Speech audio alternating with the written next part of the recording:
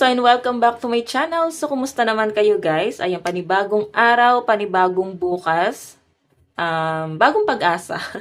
Okay, so ayan guys, gusto ko lang kayo guys munang pasalamatan. No? So maraming salamat po sa walang sawang pagsubaybay sa ating pong reading. And kung kayo ay bago pa lang sa ating channel, so ayan guys, mag-subscribe na po kayo. And i-click mo na rin yung ating notification bell para lagi po kayo guys updated sa ating mga bagong upload. So ayan guys, bago tayo mag-start sa ating love reading, ay mag-cleanse muna tayo guys.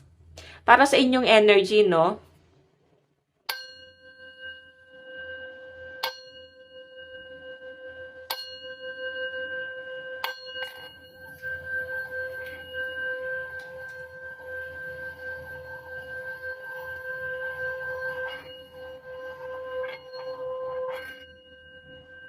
Okay. So, tignan natin guys, ano ba yung nararamdaman mo sa person mo? Nararamdaman mo sa person mo?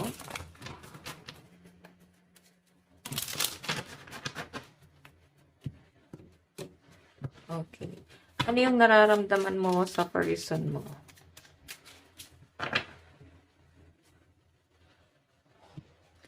Nararamdaman ni person mo sa'yo?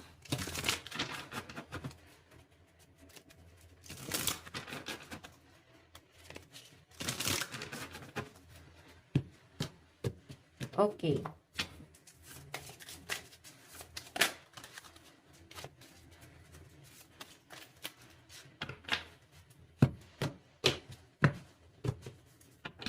So, yun guys, kung nainip po kayo sa ating pag-shuffle, pwede nyo na guys munang i-skip yung ating pag-shuffle, okay?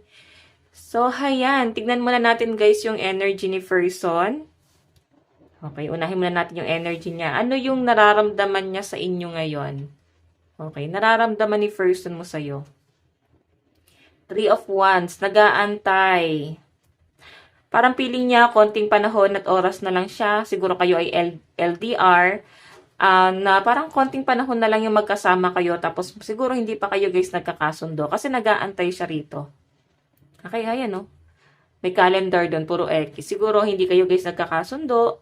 Nandun sa point na siguro hindi kanya guys ganong nakakausap, hindi kanya kinakausap ngayon, or may travel si person mo kasi.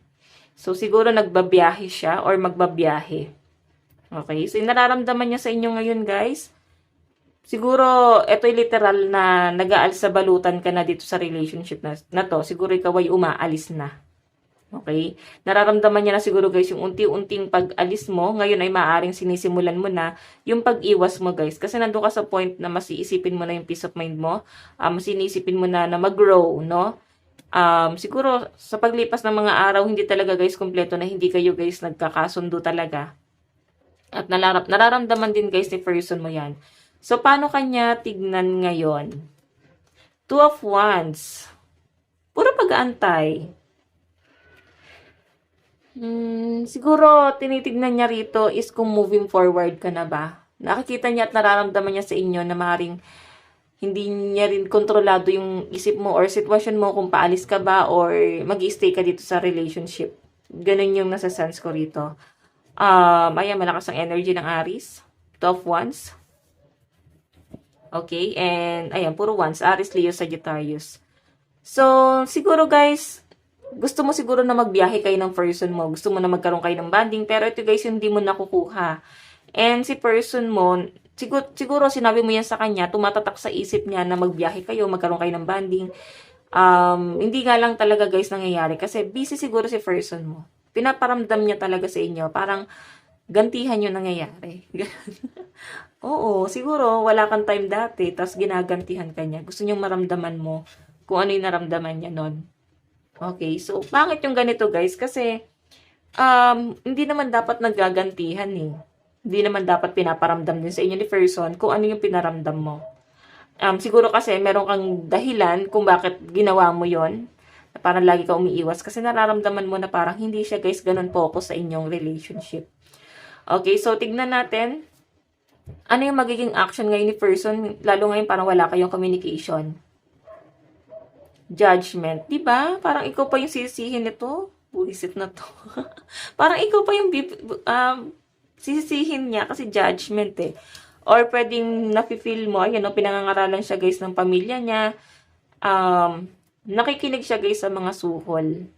Yun ang pangit sa kanya kasi mabilis siya guys ma-impluwensyahan. Pinakikinggan niya yung sinasabi ng ibang tao. And maaaring ito, darating sa point na yung relationship niyo guys masisira dahil doon sa pakikinig niya sa suhol ng iba. Okay? So, judgment. Hindi kanya guys gano'ng pinakikinggan eh. Ibang tao pinapakinggan ito. Titignan natin mamaya ha. Ito kasi guys ay past situation. So, titignan natin ano yung magiging outcome ng kanyang action. Three of Swords, same masasaktan, di ba? Ginagawa niya sa inyo to guys. Parang pinahihirapan kanya. So, I think babalik sa kanya.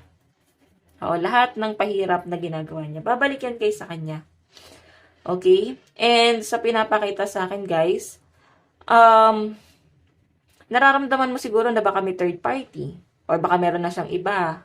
Or pwede may ibang involved every time na mag-aaway kayo.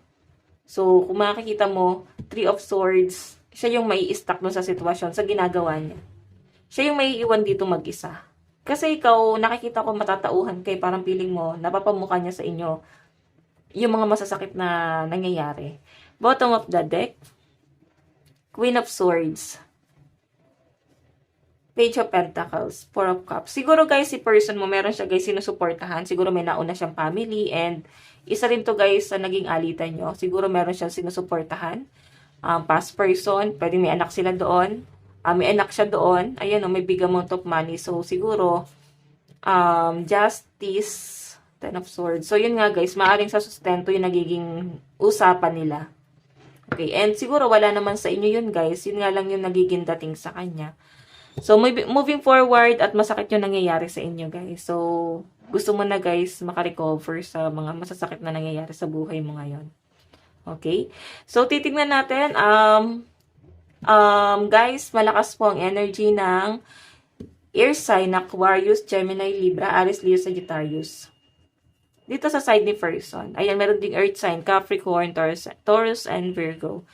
So, tignan natin guys. Maaaring na dito guys yung mga Sun, Moon, Rising, and Venus sign ni person, no? Kaya mas maganda na alamin nyo pa rin ang inyong Sun, Moon, Rising, and Venus sign or ni person para alam nyo kung nandito yung kanyang sun sign. Okay? So, tignan natin guys sa side mo. Ano nararamdaman mo kay person? Two Pentacles, di ka makapag-decide or pwedeng ikaw ay napapaisip, siguro ikaw ay nakadepende kay person mo and may money involved. Hindi ka makapag-decide, hindi ka makapag-move forward kasi siguro umaasa ka sa kanya, nakadepende ka sa kanya, lalo na wala ka sigurong ibang source of income, nakikita mo na nagkakaroon ng conflict pagdating sa inyong resources, trabaho, or pwedeng wala kang trabaho. Okay, ito yung tinitignan mo sa kanya. Yung nararamdaman mo sa kanya na parang kailangan mo pang magtiis dito kahit na masakit yung ginagawa niya. So, tignan natin guys, ano yung tingin mo kay person? Ace of Pentacles? Okay. So, may potential talaga. Siguro maayos talaga ang pera ni person. Maganda kanyang hanap buhay. Or pwedeng masipag si person. Yung tingin mo sa kanya is someone na ambitious. Nakapokus po talaga siya sa kanyang career, masipag, sa trabaho. Wala siya guys inaaksaya na panahon sa pinapakita sa akin. Ayan. Tingnan natin guys, ano naman po ang action ni person? Death and revert. So, new beginning. What I mean, ito yung action mo. Death and revert. New beginning. So, I think kung ano man yung ending na gagawin mo dito sa relationship nyo guys, is makaka-recover ka dyan. As in, worth it yung pag-alis mo.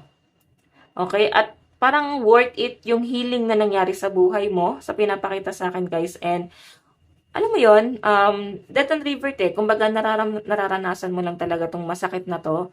Kailangan mo lang siya guys maranasan, parang ganon. Kasi siguro matagal mong hindi na-experience or meron siguro guys pinapa-remind sa inyo si universe kung bakit kailangan mangyari sa inyo. Pero ito nga guys, death and revert, may new beginning, no?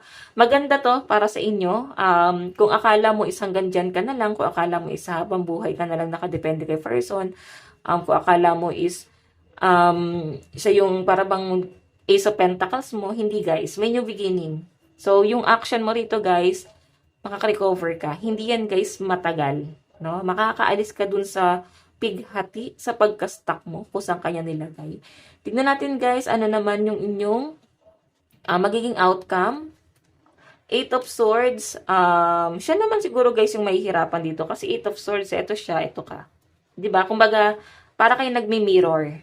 Okay? Siguro kasi talagang ginagantihan kanya. Kumbaga, yung nangyayari sa inyo guys is gantihan, batuhan. Kung anong ginagawa ng isa, gagawin din, parang ibabalik. So, I think ito guys, na ipinaparanas niya sa inyo guys, ibabalik mo sa kanya guys ng doble at siya naman yung may stuck dyan. 'Di ba? Bottom of the deck, oh. Okay, naku, itatry ka i-manipulan nitong taong to guys. Alam mo, aamuin ka ni person, dadaanin ka niya sa Pentacles. Ayan, o, dadaanin ka sa mga surprise, regalo. The Magician guys, kasi, ano to, si person masyadong matyaga, no? Ganun yung nakikita ko sa kanya. Page of Wands. Pagtsatsagaan niya talaga tong relationship na to, mawin ba ka lang niya, or maayos niya yung inyong relationship. Pero guys, nakikita ko, masakit na siya sa ulo, no? Page of Wands, maaaring may paparating din sa inyo, the lovers. Maguguluhan ka, siguro ayaw mo na mag-isip. Ayaw mo nang isipin na may paparating. Okay? Pero, ayan nga guys, may isang tao na tutulong sa inyo para makarecover. Okay? As in, bubuing ka. No? Bubuing ka nito. Kung nawala yung inner child mo, siya yung someone na bubuo sa inyo. Okay? Pwedeng ito ay kung hindi naman tao, pwedeng trabaho, opportunity, blessing na maaaring paparating sa inyo, na maaaring ito rin yung magdudulot sa inyo para mabuo. So guys, sa side mo, malakas po ang air sign, Aquarius, Gemini, and Libra, Capricorn, Taurus, and Virgo. Ayan, and Aries, Leo, Sagittarius. Tignan natin guys sa napatungo yung relationship niyong dalawa. Sa napatungo. Okay. Gagamitin natin to guys, no? Future. Ayan. Future po, spirit guide, sa napatungo yung relationship na to. Ayan, masyadong malaki guys yung cards, so pasensya na.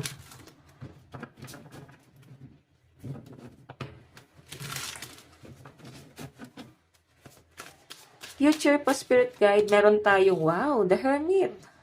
Wisdom, solitude, withdrawal, teacher, researcher, research, and seeker. So, ito yung energy ni person mo. Tignan natin yung energy mo. Energy mo sa future.